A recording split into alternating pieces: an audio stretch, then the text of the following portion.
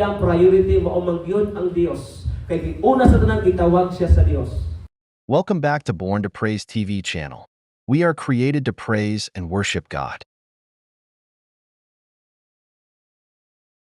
Kung imo kong tawgon, kung imo kong gamiton, kung di ka mo uban ka nako, ayaw na lamang ko og gamita.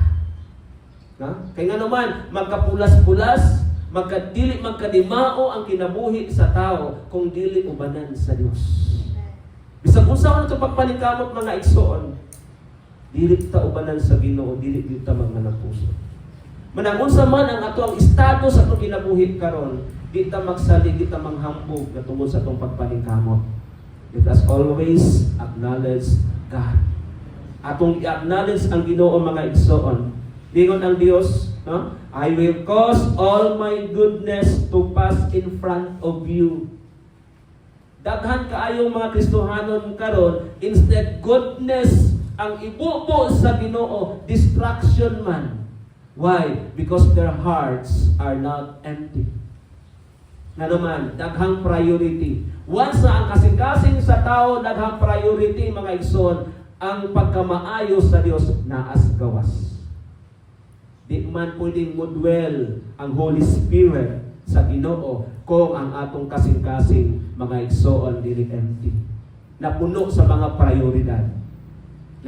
Dili gyud mo compromise ang Dios. White is white, black is black.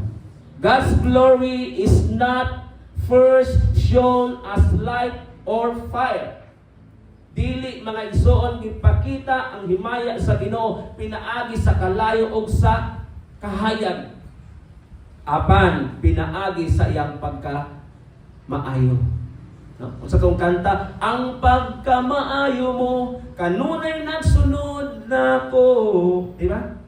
Kanunay nagsunod ang pagkamaayo sa Ginoo. That's why dili ta malimot mo pasalamat sa Dios tungod kay it is a remarkable of the life of a saved Christian nga gibukbo sa Ginoo sa atong kinabuhi.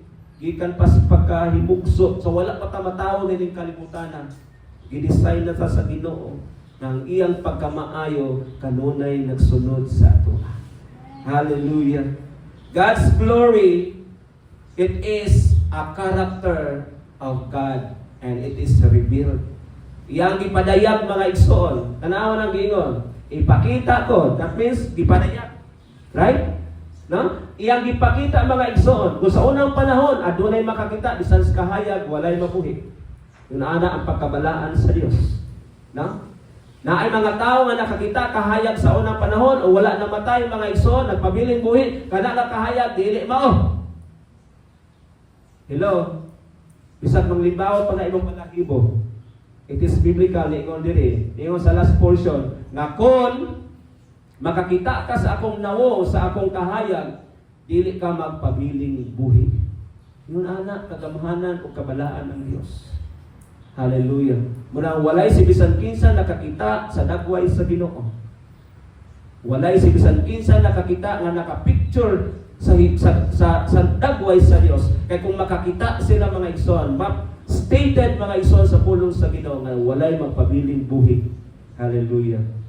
Dalay ko na atong buhi nga Dios. Unsa may gi-reveal sa Dios mga igsoon pag ingon niya sa verse 19, nga ipakita ko kanimo ang tanan kong pagkamaayo. Diha makita nato mga igsoon. Una, di ba ningon siya, litukod ko sa mga tubangan ang akong ngalan. Muna lingon ang Dios nga kang Moises. And it is also possible sa ato ang presenting panahon karon mga igsoon. Number one, ang iyang ngalan mga igsoon, kanang word nga Lord. L-O-R-D. Capital letters, all capital letters. That means nga, pagkamatinud-anon, kanunay siya He is mindful of His covenant.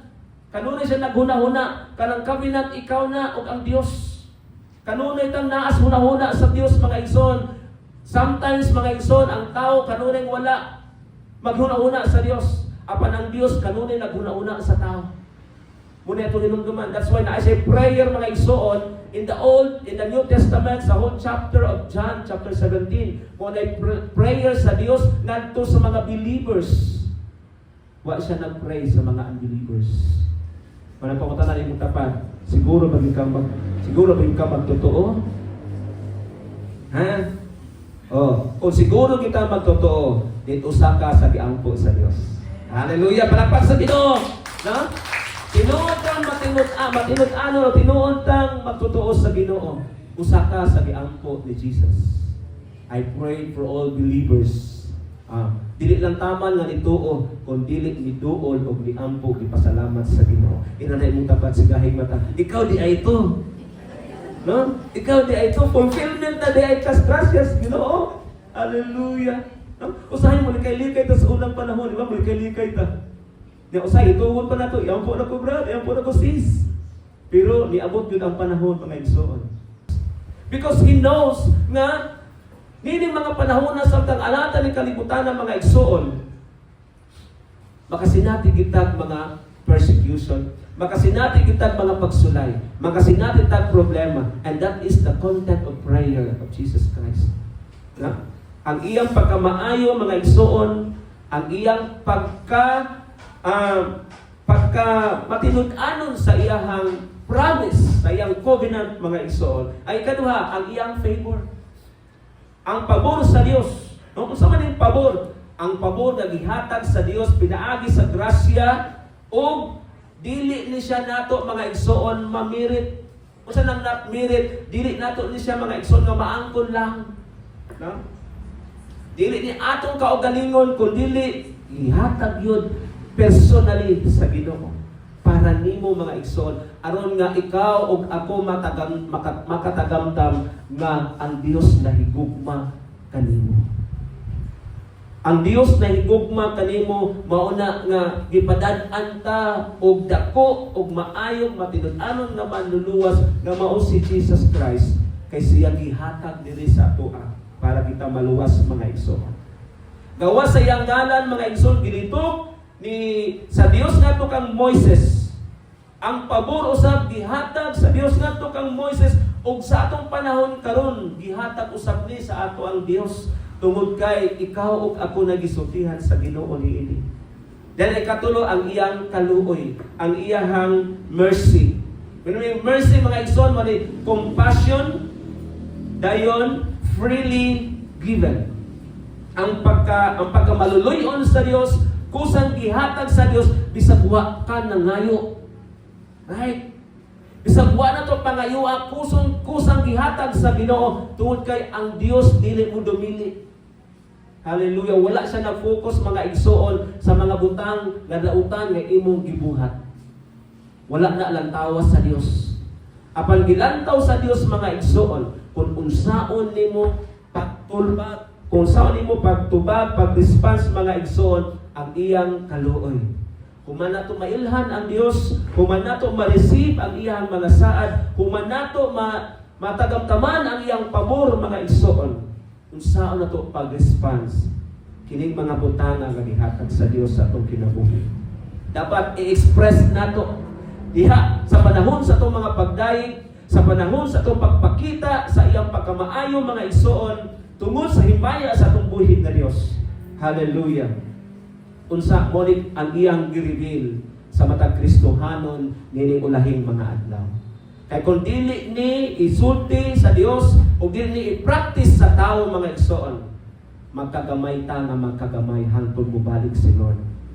Hinumdumi, nag-ingon ang pulong sa Ginoo in the 4 Gospels.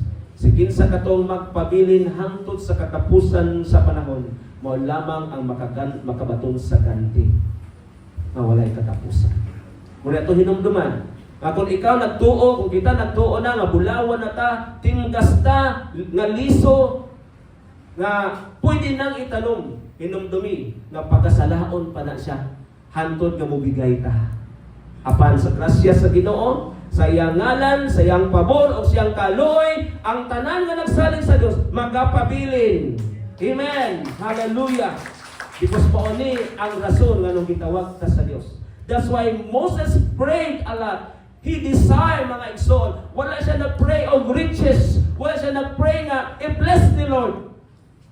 Apan ang iyang prayer, pakit ako sa imong himaya. Show to me your glory, and it is enough for me.